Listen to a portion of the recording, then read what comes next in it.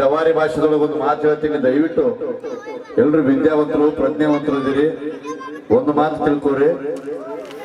ಸಾಕಷ್ಟು ದುಡ್ಡು ಕೊಟ್ಟು ಎಮ್ಮೆ ತಗೊಂಡು ಬಂದಿರಿ, ಚಪ್ಪಡಿಸಿ ಹಾಲು ಹಿಂಡ್ಕೊಳ್ಳೋ ಕೆಲಸ ಮಾಡ್ಬೇಕು. ಕಾರ್ಯಕ್ರಮದ ಯಶಸ್ವಿಗೆ ಕೇವಲ ಕಲಾವಿದರಷ್ಟೇ ಪ್ರೋತ್ಸಾಹ ಅಲ್ಲ, ತಮ್ಮೆಲ್ಲರೂ ಪ್ರತಿಯೊಬ್ಬರು ಪ್ರೋತ್ಸಾಹ ಇರಲಿ. ದೇವರ ಒಂದು ಜಾತ್ರಾ ಕಮಿಟಿ ಅವರಿಗೆ ದಯವಿಟ್ಟು ತಾವೆಲ್ಲರೂ ಸಹಕಾರ ನೀಡ್ರಿ. ಯಾಕಂದ್ರೆ ಒಂದು ಕನಸು ಕಟ್ಟಿರ್ತಾರೆ, ಕಾರ್ಯಕ್ರಮ ಹಿಂಗೆ ಆಗ್ಬೇಕು ಅಂತ.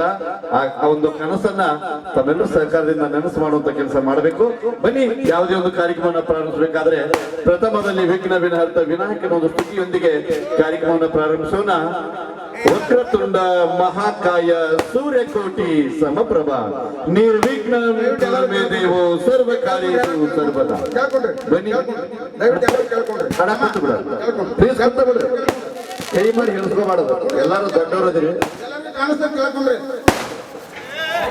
ದೊಡ್ಡ ಮನಸ್ಸು ಮಾಡಿ ಕೊಟ್ಟು ಬಿಡ್ರಿ, ನೀವು ದೊಡ್ಡವರು. ಓಕೆ, ಬನ್ನಿ, ಒಂದು ಸುಂದರವಾದ ಭಕ್ತಿ ಗೀತೆಯೊಂದಿಗೆ ಕಾರ್ಯಕ್ರಮ ಪ್ರಾರಂಭಿಸೋಣ. ತಾಯಂದ್ರು ಬಹಳ ಜನ ಬಂದಿದ್ದೀರಿ, ದಯವಿಟ್ಟು ಜೋರಾಗಿ ಚಪ್ಪಾಳೆ ತಟ್ಟಬೇಕು ತಾಯಂದ್ರು. ಯಾಕಂದ್ರೆ ಸರ್ಕಾರ ನಿಮ್ ಪರವಾಗಿ ನಿಂತು ಬಿಟ್ಟೈತಿ. 2,000 ರೂಪಾಯಿ ಕೊಡಾಕತ್ತಾರ, ಬಸ್ ಫ್ರೀ ಆಗೈತಿ. ನಮ್ಮ ಅವುಗಳು ಇತ್ತಿತ್ತೊಳಗೆ ಬಸ್ ಕಂಟ್ರೋಲ್ ಮಾಡಾಕತ್ತಾರ. 10 ವರ್ಷ ಇನ್ನು ನೋಡ್ಬೇಕ್ರಿ, ಬಸ್ನಾಗ ಹತ್ತಬೇಕಂದ್ರ ಯವ್ವ ಗಣಮಕ್ಳು ಅದ್ರ ಒಲ್ರಿ ಮಾತ್ರ ಓಡಿ ಹೊಕ್ಕಿದ್ರು, ಕಾಲಮಾನ ಉಲ್ಟಾಗ್ಯದ್ರಿ. ಮಾನ್ಯ ಒಬ್ಬ ಗಣಮಗ ಅಂಜಿ ಓಡಿ ಹೊಟ್ಟಾನ್ರಿ.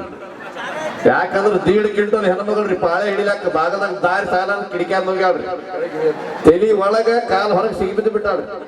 ಇವ ಅಂತ ದೊಡ್ಡ ಸಾಹಸ ಮಾಡಬೇಡ್ರಿ. ಮನಸ್ಸು ಮುಚ್ಚರಿ ನಗರಿ, ಮನಸ್ಸು ಬಿಚ್ಚರಿ ನಗರಿ.